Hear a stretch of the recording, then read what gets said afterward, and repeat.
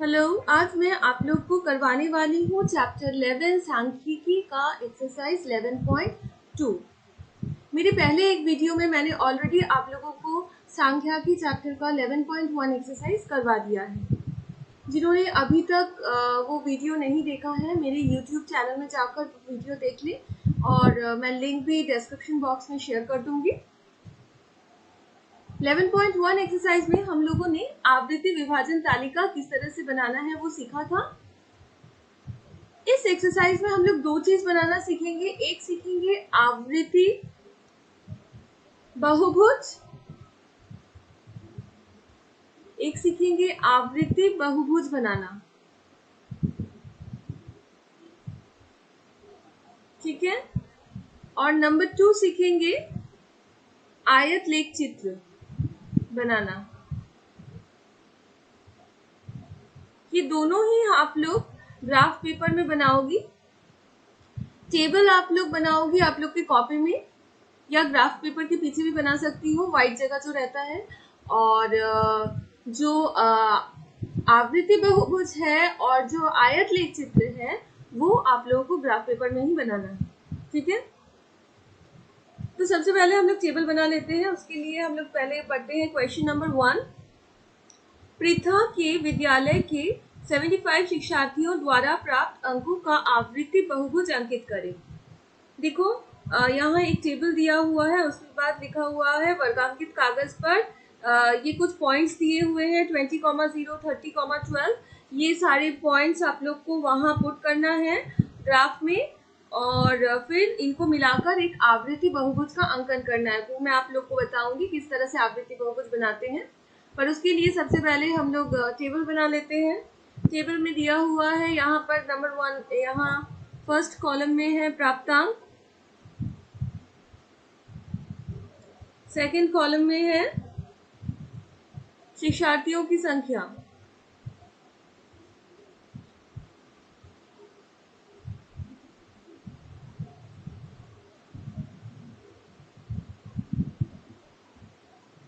ठीक है।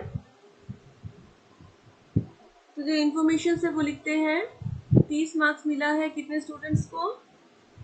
12। तो इस तरह से जो भी दिया हुआ है 40, 18, 50, 21, 60, 15, 70, 6, 80, 3। ठीक है। अब देखो हम लोगों को एक ग्राफ पेपर लेना है। ग्राफ पेपर में हम लोगों को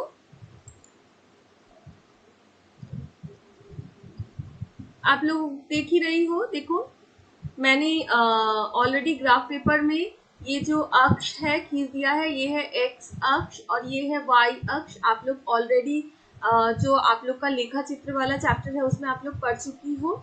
तो एक तरफ मैंने देखो टेबल जो था हम लोगों का, टेबल में एक तरफ था प्राप्तांक और एक था शिक्षार्थियों की संख्या। तो मैंने एक्स अक्ष में प्राप्तांक कर दिया है और वाई अक्ष में शिक्षार्थियों की संख्या कर दी है। उसके बाद देखो मैंने 0, 10, 20 करके प्राप्तांक माप लिख दिया है 80 तक। आप लोग का देखो टेबल में 80 तक है प्राप्तांक, इसलिए मैंने 80 तक लिखा है। और उसके बाद देखो शिक्षार्थियों की संख्या आप लोग का सबसे बड़ा है 21, तो मैंने 22 तक खींच दिया है। अब आप लोग कितना डब्बा छोड़कर बनाओगी ये आप लोग के ऊपर डिपेंड करता है। अपने सुविधा अनुसार आप लोग को बनाना है। और एक वेरी इंपॉर्टेंट चीज जो आप लोगों को लिखना है वो है ये देखो, एक्स अक्ष में मैंने 3 डब्बा छोड़कर 10 यूनिट लिया है। देखो 1, 2, 1, 2, 3, 3 डब्बा छोड़कर देखो 10 यूनिट है। 10 लिखा है ना यहाँ पर। फिर देखो 3 डब्बा छोड़कर 10 यूनिट है। ये ध्यान में रखना है, सारे जो हम लोगों ने बॉक्सेस छोड़े हैं ये इक्वल डिस्टेंस में होना चाहिए। यहाँ पर देखो वाई अक्ष में मैंने 2 डब्बा को 2 माना है, मतलब एक डब्बा को 1 माना है। ठीक है। तो आप लोग लिख सकती हो यहाँ पर 2 small boxes equals to 2 units माना है और यहाँ पर 3 small boxes equals to 10 units माना है। देखो 10 यूनिट्स क्यों, 0 से 10 का डिफरेंस है 10 यूनिट्स। देखो सारे 10, ठीक है। तो आप लोग को ग्राफ पेपर के ऊपर में ये वाला लिखना वेरी वेरी इंपॉर्टेंट है। एक्स अक्ष 3 boxes is equals to 10 units और वाई अक्ष में 2 boxes is equals to 2 units. Okay, अब हम लोग आगे करते हैं। हम लोगों को यहाँ पर कुछ पॉइंट्स डालना है। तो सबसे पहले देखो यहाँ बोला गया है, फर्स्ट पॉइंट है 20,0, 20 एक्स अक्ष में 20, एक्स अक्ष में 20,0, 0 वाई अक्ष का 0 मतलब यही वाला पॉइंट होगा, यही वाला पॉइंट।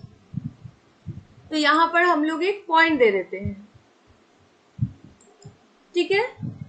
नेक्स्ट देखो आप लोग का है 30,12, 30,12। अब 12 कहाँ है, देखो यहाँ है, सीधा इस रेखा पर आओ 30, तो ये वाला पॉइंट हो रहा है, ध्यान से देखो, ये देखो, तो ये पॉइंट, ठीक है। तो हम लोग वहां पर एक पॉइंट दे देते हैं,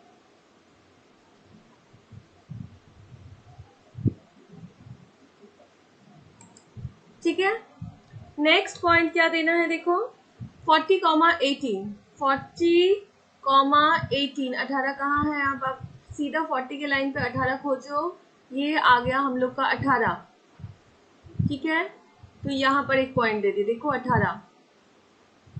उसके बाद है 50,21, 50,21 कहाँ है, 21 देखो लिखा नहीं है, लेकिन 20 के बाद वाला तो 21 ही होगा।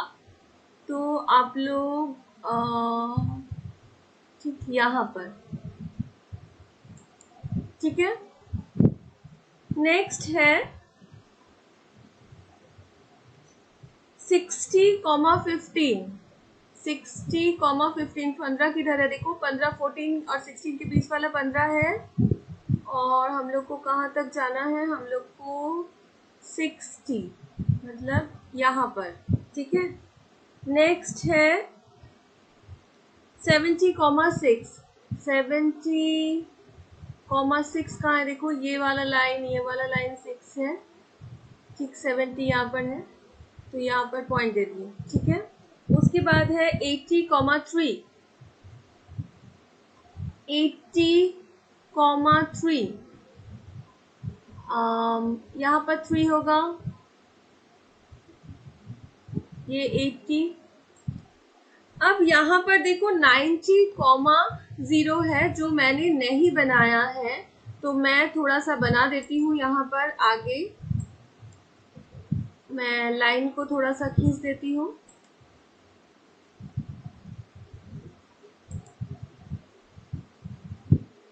थोड़ा सा लाइन और, सॉरी, थोड़ा सा लाइन और लंबा कर देते हैं,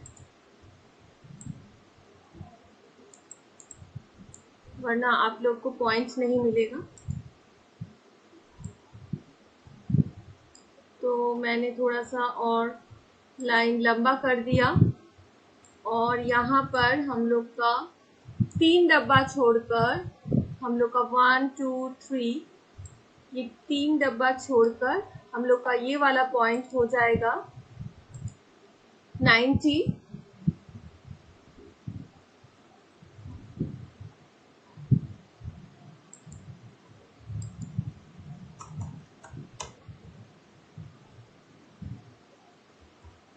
ठीक है बच्चों। ओके, तो 90 कॉमा कितना है, 90 कॉमा है 0, तो ये हो गया 90,0 मतलब इसी लाइन पे रहेंगे, तो ये वाला पॉइंट, एकदम ये वाला पॉइंट, ठीक है।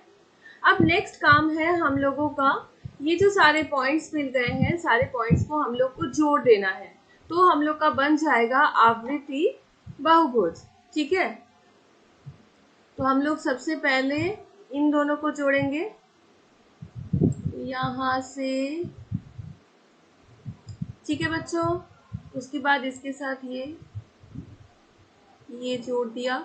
उसके बाद इन दोनों को सब स्केल से करना है, ठीक है। ये फिर ये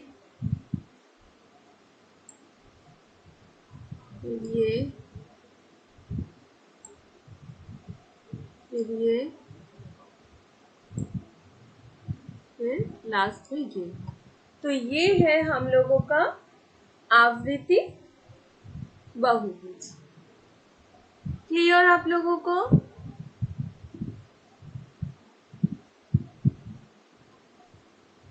चलो नेक्स्ट सवाल करते हैं, क्वेश्चन नंबर 2।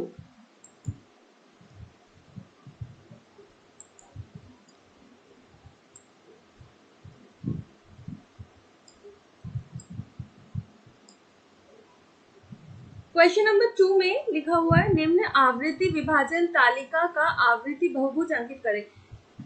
यहाँ पर देखो कोई पॉइंट्स नहीं दिया हुआ है। पिछले वाले क्वेश्चन में जैसे 20,0, 30,12 पॉइंट दे दिया गया था और बोला गया था इन पॉइंट से, इन बिंदुओं से आप लोग को आवृत्ति बहुभुज बनाना था। लेकिन यहाँ पर हम लोगों को कुछ और करना है, जिसके लिए आप लोगों को 11.1 क्लियर होना चाहिए। तो सबसे पहले लिख लेते हैं, पहला वाला जो कॉलम है वो है श्रेणी, दूसरा है आवृत्ति, एक और चीज यहां पर चाहिए वो है श्रेणी की मध्यमा। श्रेणी आवृत्ति बहुभुज बनाने के लिए ये वेरी वेरी इंपॉर्टेंट, आप लोग को श्रेणी मध्यमा निकालना ही पड़ेगा, ठीक है। तो सबसे पहले देखो श्रेणी क्या दिया हुआ है। पिछले वाले क्वेश्चन में मेरा श्रेणी नहीं बना हुआ था, इसीलिए जिस तरह से बिंदु दिया हुआ था हम लोगों ने बना दिया था। जहां पर आप लोग देखोगे इस तरह से श्रेणी मध्यमा दिया हुआ है, वहां पर आप लोग को ऐसे ही बनाना है जैसा अभी मैं बनाने वाली हूं।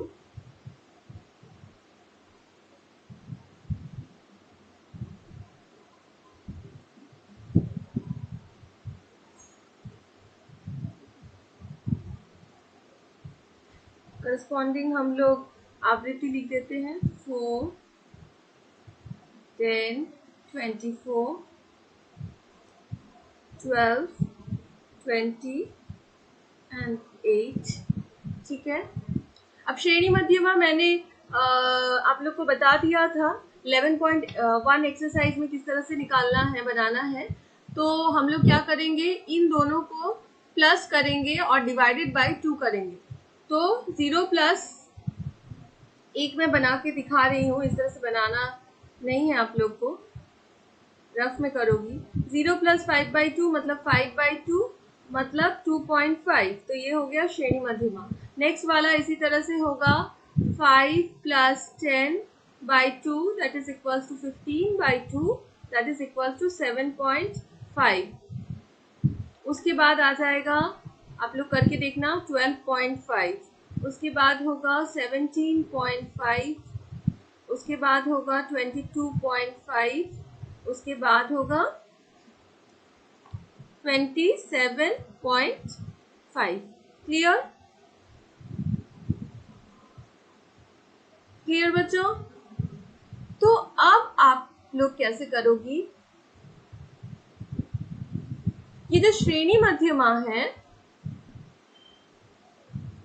श्रेणी मध्यमा देखोगी ग्राफ में, जब बनाओगी श्रेणी मध्यमा देखोगी और आवृत्ति देखोगी और आप लोग पॉइंट पुट करोगी, ठीक है। तो हम लोग का पहला पॉइंट हो जाएगा 2.5, 4 करते हैं। चलो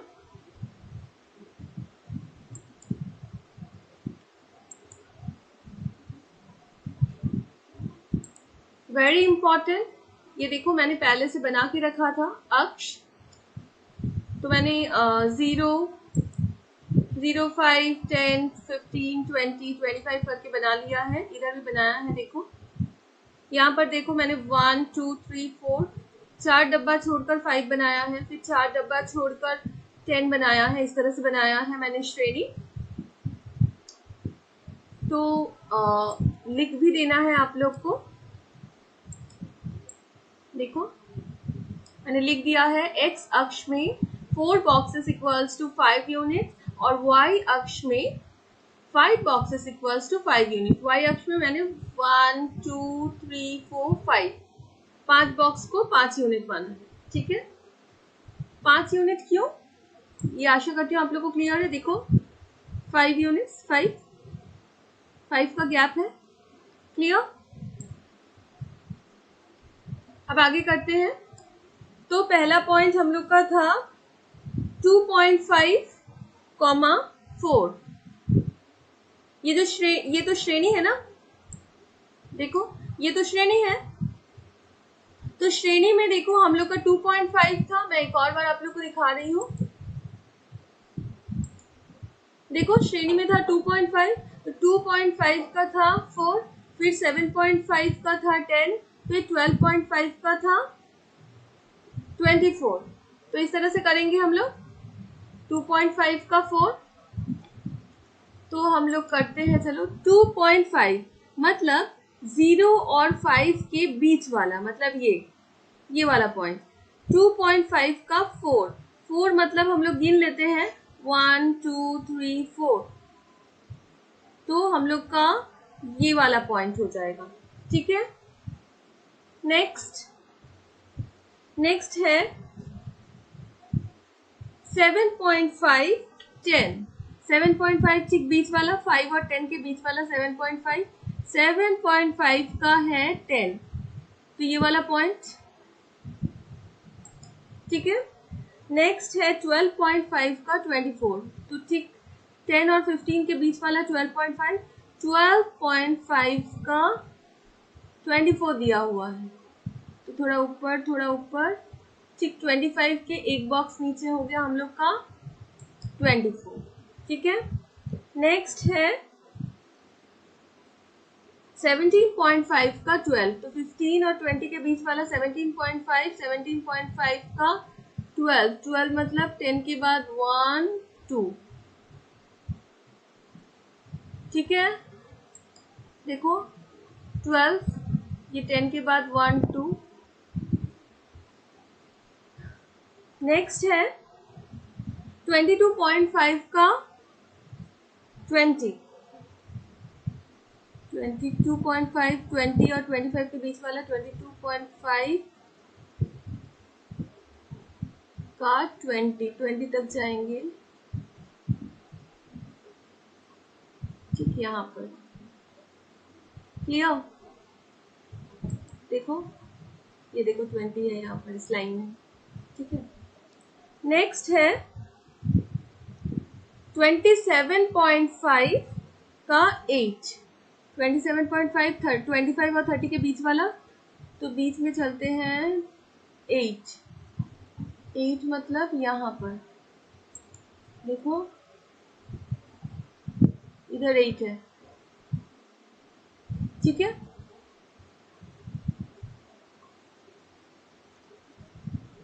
अब हम लोग का काम है, हम लोग मिलाएंगे इन पॉइंट्स को। तो इन पॉइंट्स को मिलाते हैं हम लोग। तो सबसे पहले 2 पॉइंट्स को मैंने मिला दिया। ठीक है, फिर मैंने नेक्स्ट इन दोनों पॉइंट्स को मिलाया। नेक्स्ट यहाँ, फिर नेक्स्ट इधर, फिर नेक्स्ट इधर। लेकिन देखो ये तो बहुभुज नहीं लग रहा है, ये इधर खुला है, ये तो बहुभुज कैसे हो सकता है। तो हम लोग को ये वाला आगे स्ट्रेट बढ़ा देना होगा और ये वाला भी स्ट्रेट बढ़ा देना होगा। ठीक है, तो हम लोग यहाँ तक ये बढ़ा देंगे और इधर भी यहाँ तक ये बढ़ा देंगे। अब जाके ये बन रहा है आवृत्ति। ये थोड़ा सा लंबा कर देते हैं।